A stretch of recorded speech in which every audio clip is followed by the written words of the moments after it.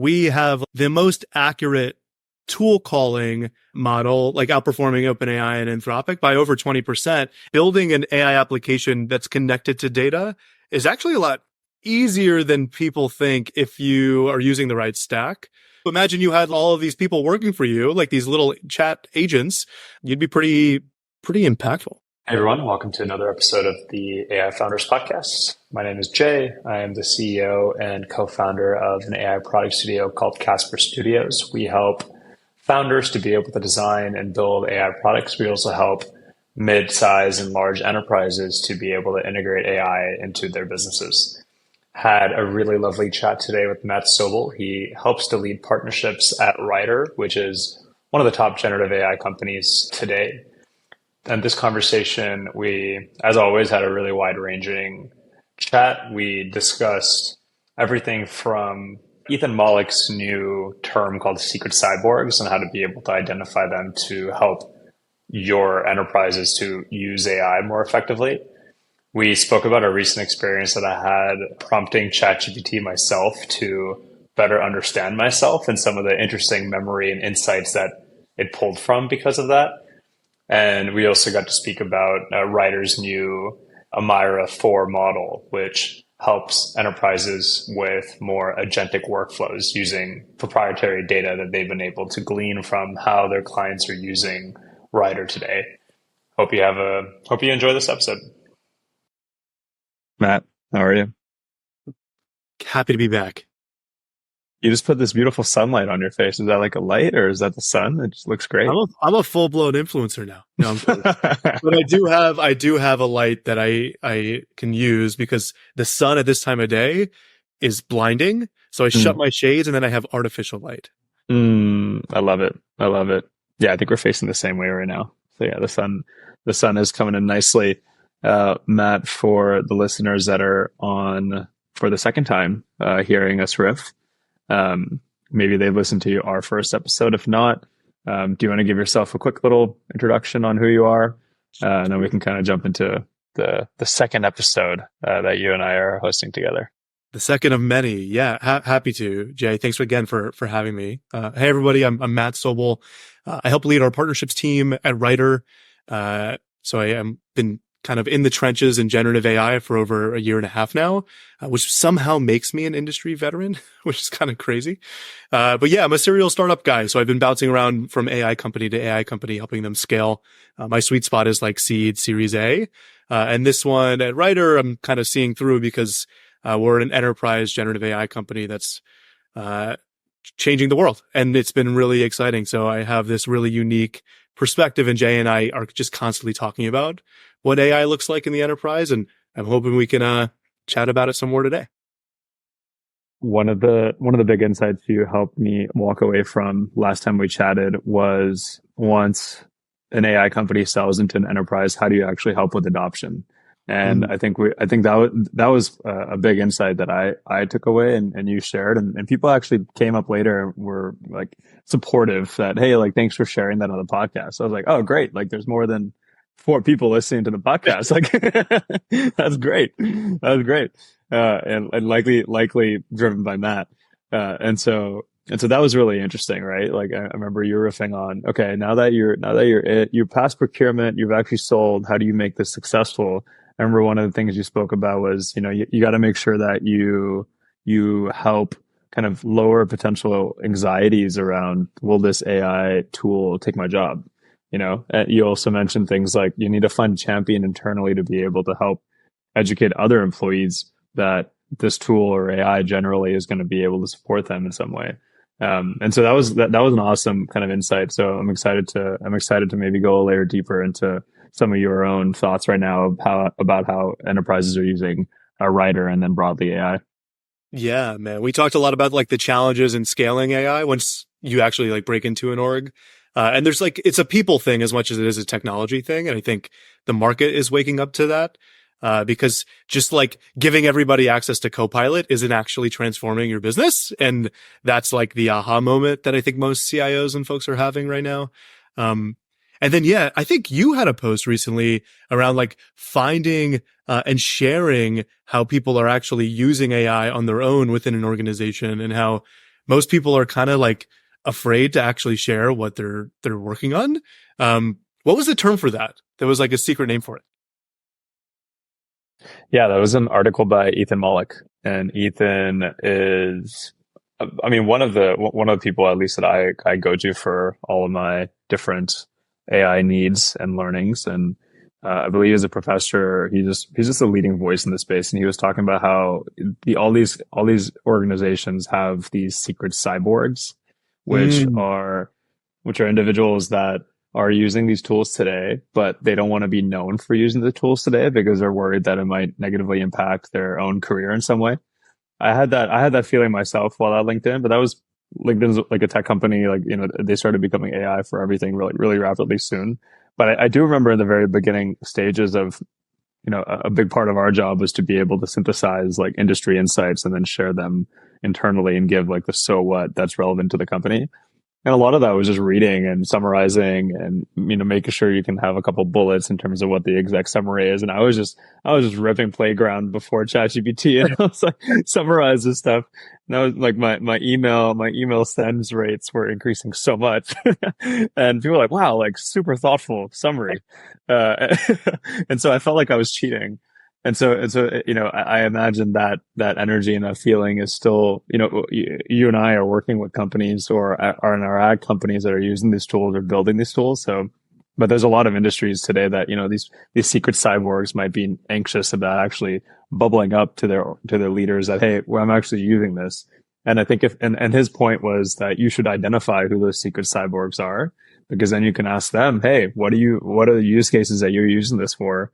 And then that could start to become the one input to the prioritization in terms of where you want to integrate AI into your businesses is what are people already using today in your organization.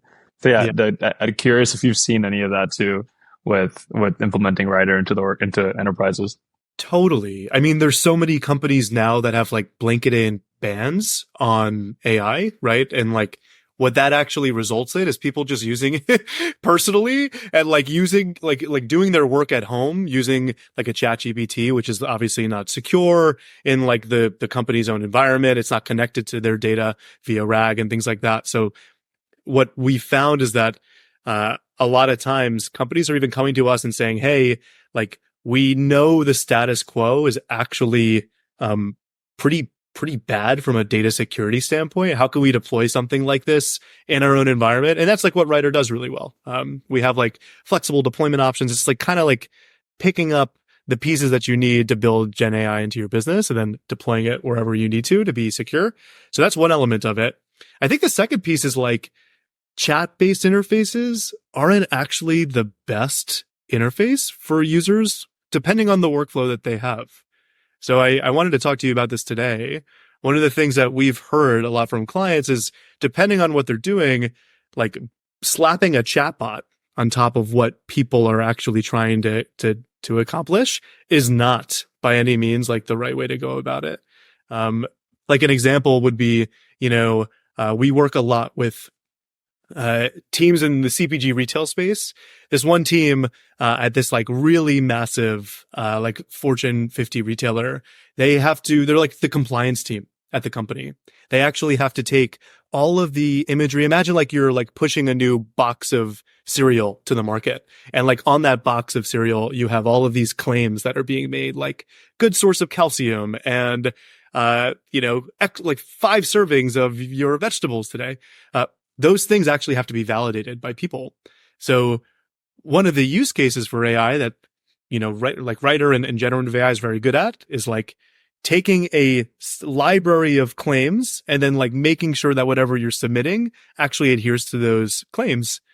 So what we've done is we've built an application that allows you to feed in imagery, and then the output of that is like whether or not the claims are, justified by this like library of information.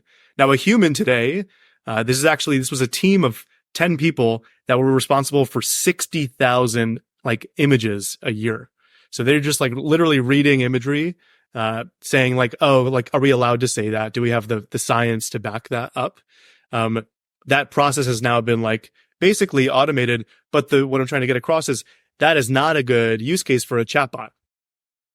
right? This is actually more of like a fully automated end-to-end workflow where they're just taking images and they're dropping it into a file uploader, and then the output of that is like exactly what they need, so they can kind of go on to the next part of the compliance process. So some use cases are good for chatbots, probably some are not. That's kind of the TLDR. Yeah, but the really interesting. It seems like from a user experience perspective, there's maybe three ways that you can use these models today. And I'm curious if I'm missing any or maybe framing it incorrectly. One of them is this chatbot interface that we're getting used to with ChatGPT, and companies, if they have an existing product and an existing business, then they're likely just slapping on a chatbot to some of their part of their ecosystem, whether you're a really large company or even a startup that wants to use these technologies. So there's that option, and it intuitively we know that's not likely going to be what is the most successful outcome. But it's what people have been doing. And then the second one is almost like it's what you were describing, but that feels more similar to how we use products today, which is I upload some information and I get something back from it. It's just that the getting something back from it is in the back end being run against the LLM, but the actual user experience is relatively similar to how we would use a product today.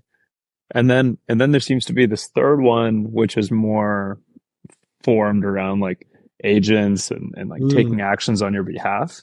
How would you frame it? How would you frame it in terms of like the existing user experience and user interface elements when it comes to using these AI tools? Is it what I just talked about, or is there a different framing? I'm curious to get your thoughts on that. It's really, I think the third one, the agent piece, like allowing what agents mean to me is like allowing you to go beyond just generating text or some sort of output and actually like taking action autonomously or accurately across other platforms. So like, the agent piece could actually be connected to a chatbot or connected to that other workflow that we talked about. And it's really about like doing the next part of what the human would actually be doing with that output.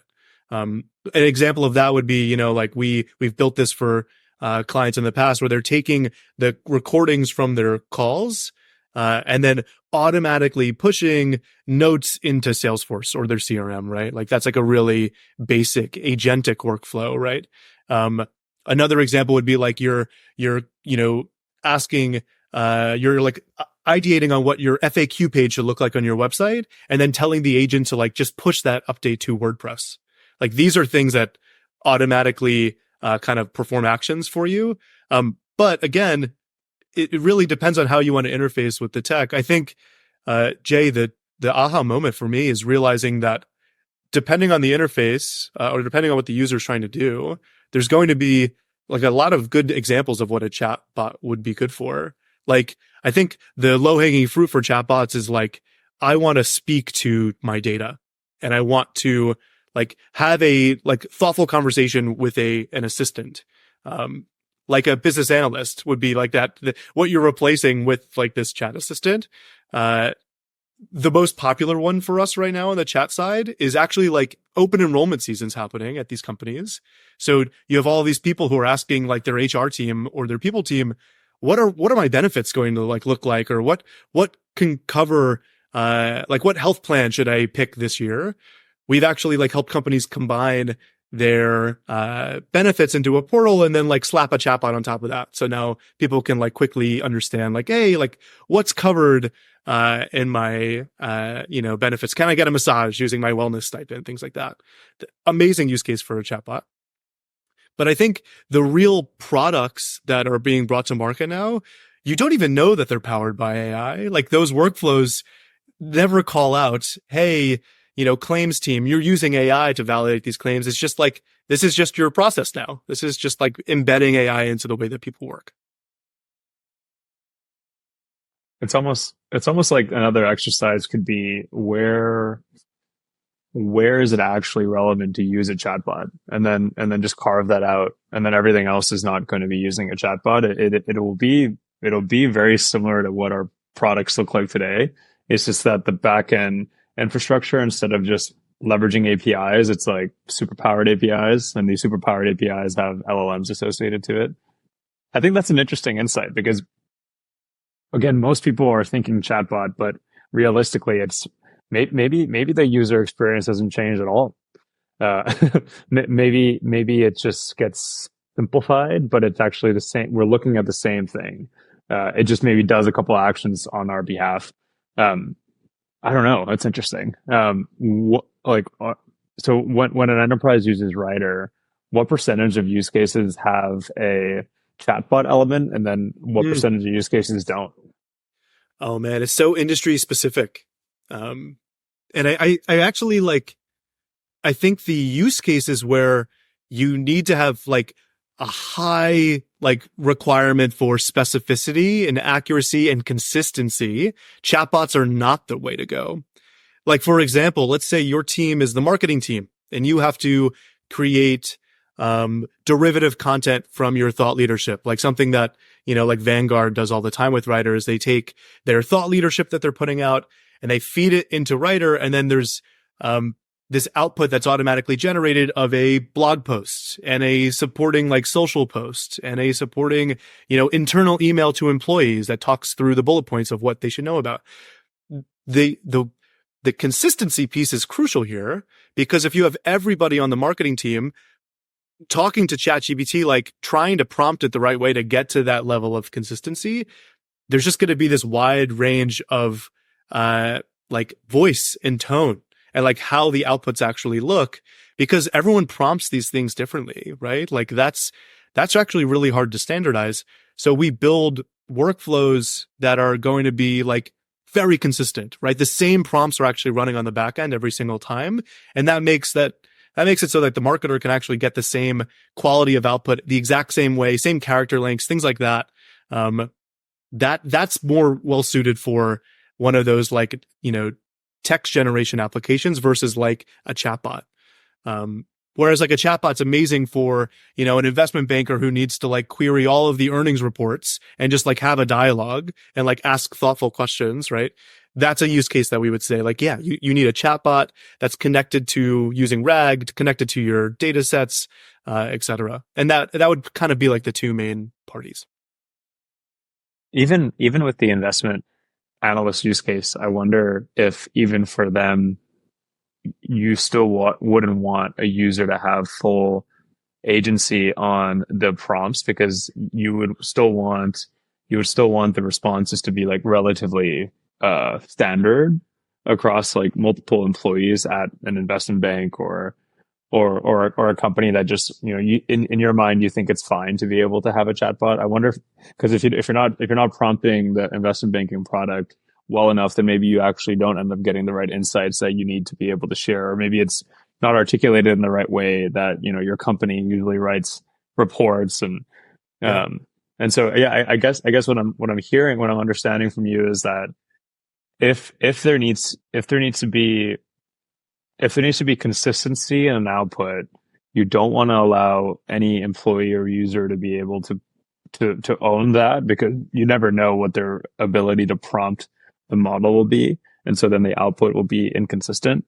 So for use cases that you would prefer for that to be relatively consistent, just the prompts need to be behind the scenes. The prompts need to be done with a mix of certain subject matter experts and then your team that then can structure the right prompts. It shouldn't just be left over to employees. I'm really trying to understand maybe there aren't any use cases that chatbots are actually the best for when using LLMs. I'm trying to really push that, I don't know. Yeah. I maybe another element of that adds additional complexity to your point. You always talk about how you love the intersection between humans and AI.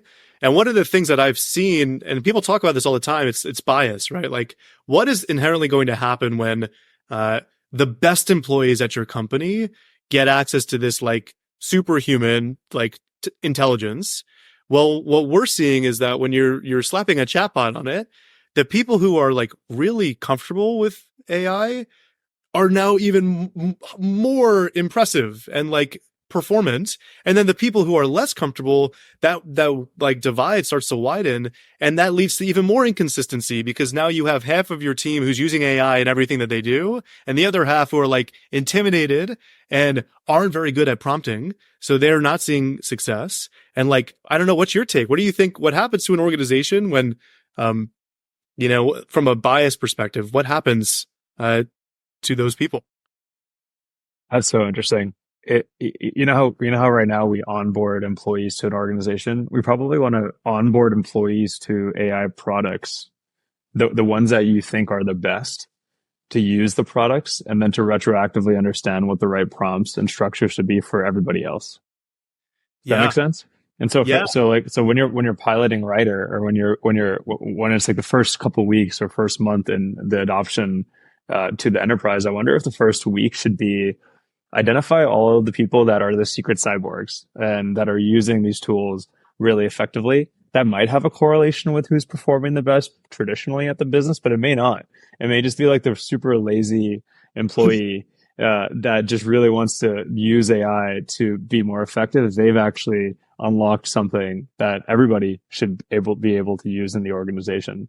So I wonder if there's like some sort of like an onboarding period where the employees really understand what the capabilities of the models are, the products are, and then you use that as a way to be able to retroactively understand what the prompt should be for the rest of the organization. Yeah. I would love to comment on that, because it's actually like exactly what we're seeing. So like the most mature clients that we have, they have all of these secret cyborgs. I love that term. And what is blowing my mind these days, like truly like jaw dropping, hits the floor, is that the clients that are sophisticated enough to understand like what makes a good AI workflow or app, those people, like people on the sales team or people on like in marketing, are actually now able to build their own applications using like Writer's no code interface. So like the difference is like, you onboard a client or a group of people. Some of those people start to share the prompts with each other, because these are the ones that we're seeing the best results from. We have features for that baked into the platform. It's called the prompt library. That's like V1. The V2 is like, oh, rather than just sharing prompts with each other, what if we built like a really specific application specific to exactly what we're trying to accomplish as a team for this use case? And then the really like smart people are going in and building their own version of that. And then like our team will help support. We have partners that help support them do that stuff too. I feel like you would be amazing, Jay, like your team going in and helping a client like deeply understand the problem they're solving and like which models and which prompts they should be using for that. That's like a no-brainer for you guys. This is what we're seeing. So now like clients like Salesforce are actually like building their own apps and then scaling those across their teams without us even having to be involved. And these aren't like engineering teams. These are just like normal people. It touches on another thing I wanted to talk to you about, which is you can do a lot of introspection of yourself and the business based on how you or people are interacting with these AI products today.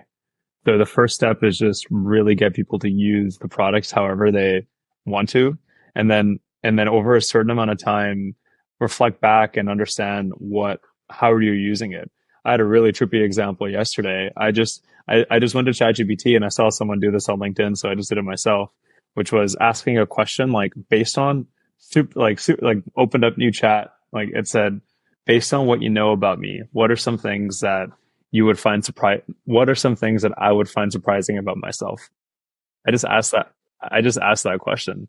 And Whoa. the response was crazy. I almost started tearing up a little bit because it just really understood me. I'm going to read out quickly what it said. Oh, please. It said, many founders focus solely on scaling or the next big deal, but you seem to approach growth from a human-centered angle. You're hustling, yes, but it's always tied to something bigger, like how you want to build trust in your relationships, provide for your parents quickly, and ensure your team feels equally invested and energized. That underlying philosophy that the hustle is ultimately in service of living a more meaningful, connected life might surprise you, because you're so ingrained in how you operate that you probably don't always see it as something unique. But from the outside, it's a rare combination of ambition and mindfulness. You're scaling both yourself and your ventures with a clear eye on who you want to become in the process. That was so powerful. I'm like, what the fuck?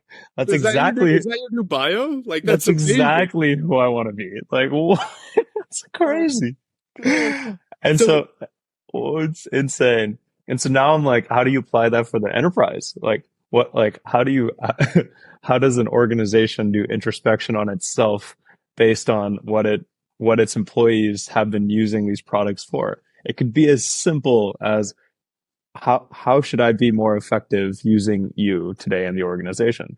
And just see what happens. And maybe there's not enough usage data on that now, but that should 100% be a way to do product discovery on how to do something for yourself or for the enterprise. Isn't that a crazy response back?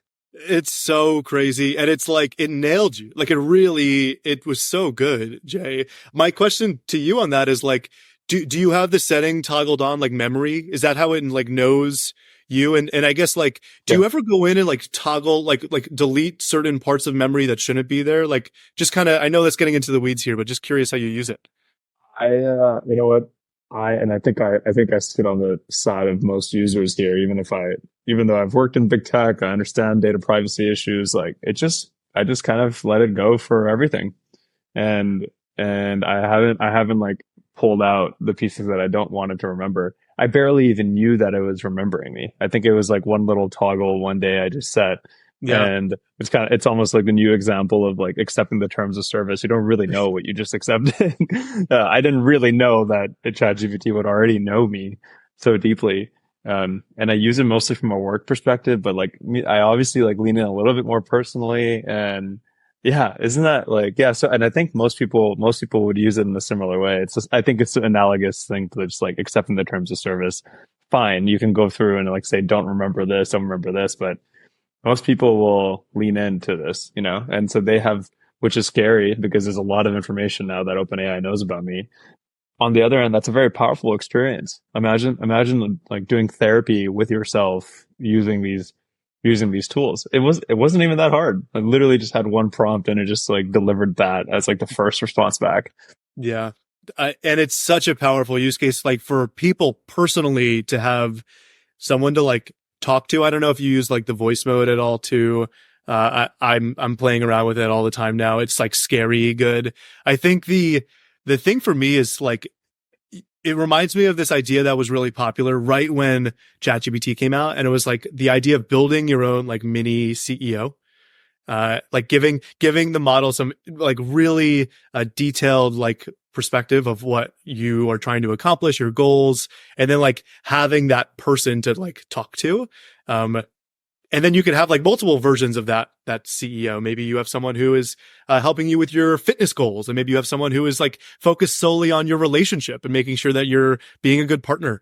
I love those use cases, and I haven't like fully adopted it yet. I think it's something that for the enterprise will happen really soon. It's like your strategist that has like access to all of your data. I don't think anyone's like fully figured that out yet because there's so many different sources of data and structured and unstructured data. But it's going to happen really soon. And then you're going to be able to tell it, hey, like what is going wrong with our supply chain? Fix it. And then it's going to go out and like actually like push the updates, things like that. Crazy times ahead. On the like most of our conversations going between the mindfulness and the personal and the enterprise AI adoption. If I have this is literally a problem right now I'm working through with my team. I have a client. They're in the construction industry, and they do 50 to 150 million dollars of revenue a year. Their CEO, when I was chatting with him last week, was alluding to the fact that they have a lot of really good data and they want to do cool stuff with the data. How, how would you approach that problem if I'm looking to see like how like like what the heck does that mean in terms of like good data? How do I define that? And then once I've defined that and done some sort of like an audit or whatever, like how would you then think about how to prioritize the right AI use cases for that existing data set in that existing industry? I'm kind of just like asking you to do my job a little bit right now, but how how do you think about that when you're going into companies? They're like, I have all this data, and like doing AI stuff with it'll be sick. Like, how do you how do you understand like what good data means? And then what do you and how do you then prioritize like the right use cases that they should be leveraging that information for? Yeah, like couple of like vectors for that. It's like how sick, like is that data including like personal information, like from a security standpoint, like what data do you want to connect to LLMs that anyone can access in your company, and which data sets do you want to have to be like kind of gated? And you need to build the right guardrails for that. The other thing that I would start with, truthfully, is it's amazing that this company has data. There's so many that don't. I would say, like, what outcomes are you looking to drive? And then, like, if you have a good sense of like where they're trying to go as a business, building an AI application that's connected to data is actually a lot easier than people think if you are using the right stack. So we found that like, some people are using vector databases to store their company data, and that's actually really hard to scale. So Writer has a different approach. We use graph-based RAG or retrieval, which is like we create relationships between the data, semantic relationships, not to get too into the weeds. And that allows the models to actually have more context on all of the data that you are serving it.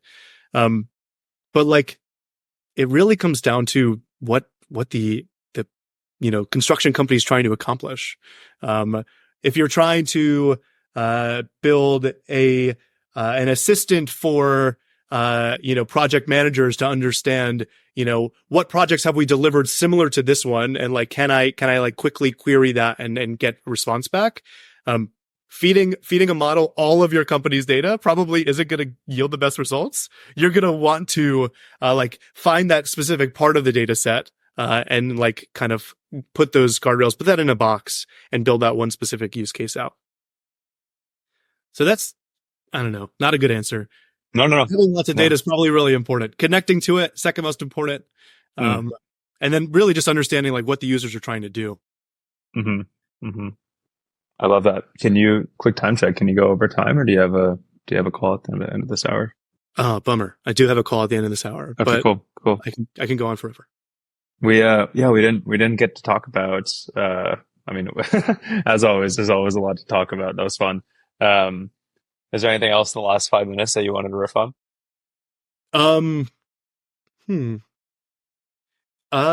Nothing like too mind-boggling. I think we talked about everything that we kind of love to talk about. I mean, we did launch like a new model. It's called Palmyra 4. And I guess this is on the trend of AI agents, right? We're not just like using AI to generate text anymore. It's about taking actions and like being able to push that, across platforms, like, taking those notes and automatically pushing them to Salesforce or things like that. This model now inherently like has the ability to do function calling or tool calling. And what gets me so excited, Jay, is like there's all these use cases now where you can tell the model to do something like pull data from my CMS or like write an email, and it can actually like perform that action. So this is like pretty mind blowing. When I saw it for the first time, someone from our team like ordered Uber Eats by like chatting with a like writer. I was like, oh my God, like that's kind of silly to do. But then like think about like, what that would enable you. Imagine you had like all of these people working for you, like these little chat agents. You'd be pretty impactful. Well, maybe a dumb question, but why does the agent functionality need to be integrated to the model itself?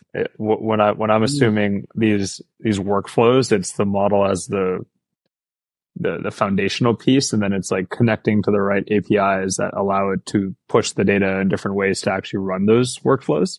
But you're saying that there's actually something about the model itself that allows it to be better when it comes to these agentic workflows. But why? How does that work?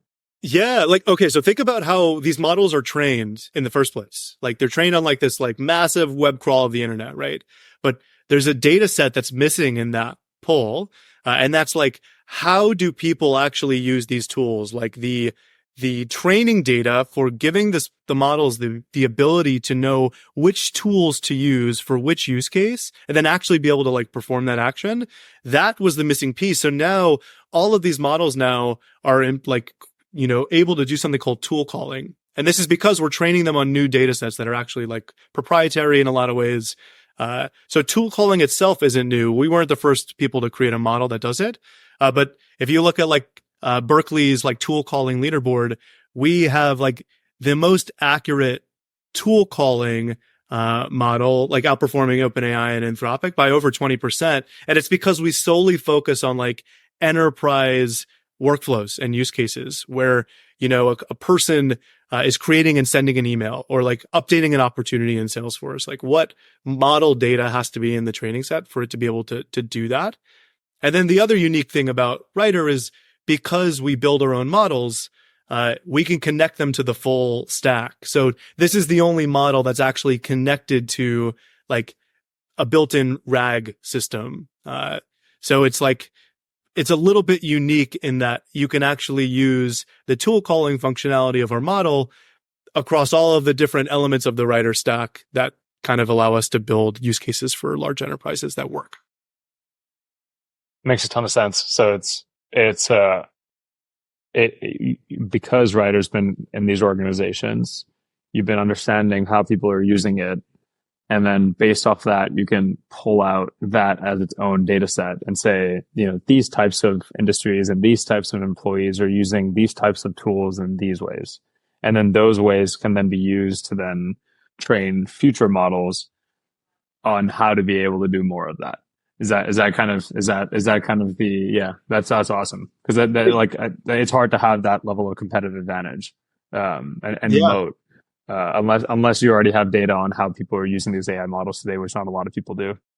Totally. And it's not like we're never using our clients like data to train the models, but having that like domain specificity and like understanding of what does a claims person do at United Healthcare? Like that's the data that you need to train the model on how to like actually perform those workflows. So we're pretty lucky to have that. And the use cases are really cool. I cannot wait to chat with you again in a couple of months and like talk about what's cutting edge then. Well done, Matt. Thanks for coming on as always. Excited to do more of these. Dude, it's a blast. As always, love to see what you're up to. Keep it up, man. I love following you on every platform, but especially LinkedIn. You're killing it.